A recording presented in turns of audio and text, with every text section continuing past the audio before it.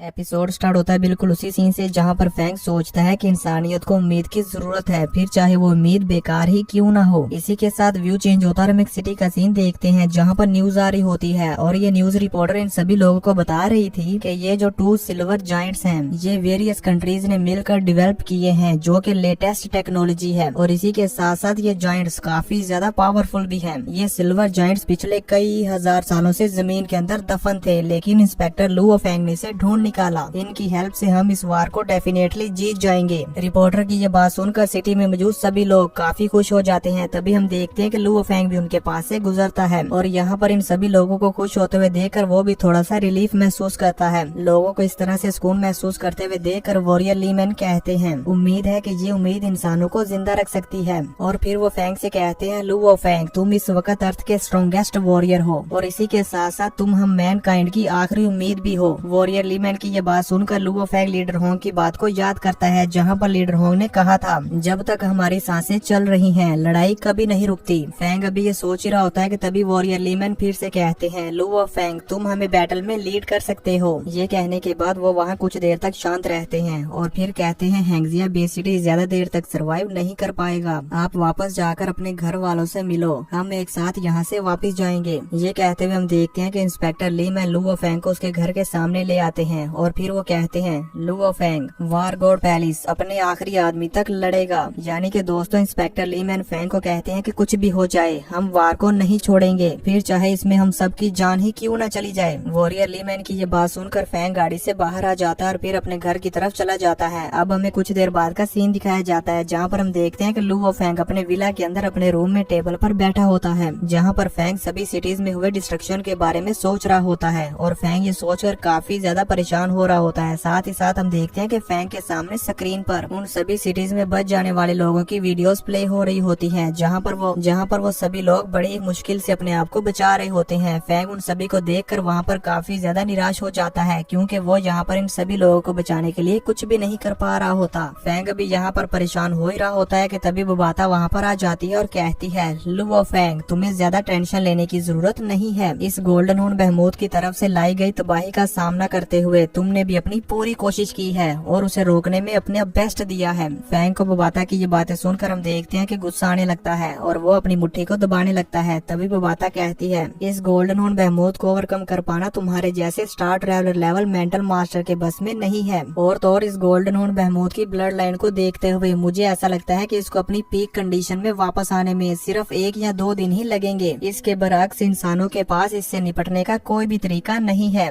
इसलिए तुम्हारा उसके साथ फाइट करना या फिर उसको हराने के बारे में या फिर उसको मारने के बारे में सोचना बिल्कुल बेकार है। बुबाता की ये बातें सुनकर हम देखते हैं कि फेंग को काफी ज्यादा गुस्सा आ रहा होता है और साथ ही साथ फेंग अपनी की हुई सभी कोशिशों के बारे में सोचता है कि कैसे उन्होंने हाइड्रोजन बॉम्ब को यूज करते हुए उसे मारने की कोशिश की। साथ ही साथ लीडर होंग और वॉरियर लीशैन ने भी उसे मारने की कोशिश की। इसके अलावा उन्होंने और भी कितनी सारी कोशिशें की उस गोल्डन हॉर्न बहमूद को मारने की, लेकिन वो उसे मारने में नाकाम रहे। फेंग यहाँ पर यह सब कुछ सोच रहा होता है कि तभी बुबाता उसके पास आ जाती है और कहती है, चलो अब इस अर्थ को छोड़ देते हैं। बुबाता की ये बात सुनकर फेंग को झटका लगता है और वो वहाँ पर गुस्से में अपनी आंखें खोलता है, जिसे देखकर बुबाता वहाँ पर डर जाती है और पीछे गिरते गिरते बड़ी मुश्किल से अपने आप को संभालती है। अब खुद को संभालने के बाद बुबाता फिर से फेंग के पास आ जाती है और उससे कहती है, black dragon mountain X-21 spacecraft फौरी तौर पर रिपेयर किया जा सकता है और ये तुम्हें पूरे यूनिवर्स में कहीं भी ले जा सकता है। बुबाता की ये बात सुनकर फेंग गुस्से में उस पर चिल्लाते हुए कहता है कि तुम मुझे यहाँ से भाग जाने के लिए कह रही हो।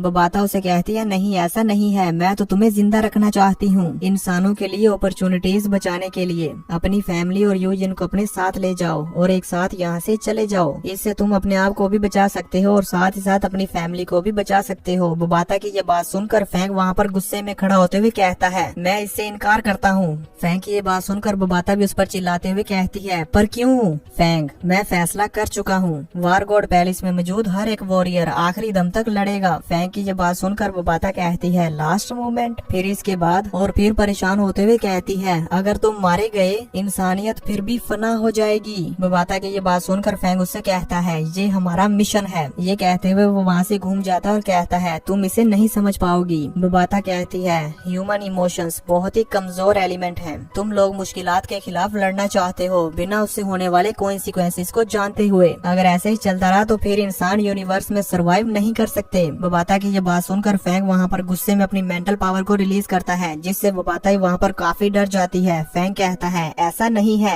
ये अलग है। फैंग को इस तरह से गुस्से में पावर रिलीज करता हुआ देखकर बबाता भी काफी हैरान हो जाती है। तभी फैंग कहता है सर्वाइवल सिर्फ फिजिकल के बारे में नहीं है बल्कि मेंटली भी है। और इसी के साथ फैंग उसे एक एग्जाम्पल देते हुए बताता है ताकि बबाता इसे अच्छे से समझ पाए। अब फैंग कहता है जब कोई इंसान डिजर्टर सोल्जर बनने का फैसला करता है तो उसकी मेंटेलिटी मर जाती है। ये कहने के बाद फैंग वहाँ पर अपने ऑरा को रिलीज करना बंद कर देता है। बबाता वहाँ पर सुकून का सांस लेती है और फिर फैंग के पास उस टेबल पर आकर बैठ जाती है और कहती है जब से मास्टर ने मुझे क्रिएट किया है मैं 60,000 सालों से जिंदा हूँ। मैंने यूनिवर्स में काउंटलेस सिविलाइजेशन और रेसिस के अप्स एंड डाउन्स का मुशाहदा किया है, अपने मीटियोराइट प्लेनेट के समेत। इसी के साथ साथ अनडाइंग ओवरलोड वॉरियर्स का भी। इस यूनिवर्स के सामने तुम्हारी अर्थ तो सिर्फ खाक का एक जर्रा है जिसे तुम मेंटल कहते हो। ये कहते हुए हम देखते हैं कि यहाँ पर फर्स्ट टाइम बबाता भी काफी ज्यादा इमोशनल हो जाती है और कहती है कि मेरे हजारों सालों के तजर्बे के सामने तुम्हारी ये बात बिल्कुल भी काबिल जिक्र नहीं है। फिर वो एकदम से जोश में आते हुए कहती है कोई बात नहीं, मैं तुम्हें मरने नहीं दे सकता चाहे कुछ भी हो जाए। फिर वो फैंग पर चढ़ते हुए कहती है तुम शायद नहीं जानते मैं 50,000 सालों से तुम्हारा इंतजार कर रही थी, मीटियोराइट स्टार के एक लौते वारिस का। बबाता की ये बात सुनकर फैंग वहाँ से चल देता है और अपने रूम से बाहर जाते हुए कहता है मैं जमीन की डस्ट पर डस्ट का सिर्फ एक जर्रा हूँ। ये बोलते हुए फैंग वहाँ से उदास होकर चला जाता है। तभी हम देखते हैं बबाता को, वो भी यहाँ पर काफी ज्यादा निराश होती है और उदास होकर वहीं पर बैठ जाती है। इसी के साथ ये एपिसोड यहीं पर खत्म हो जाता है।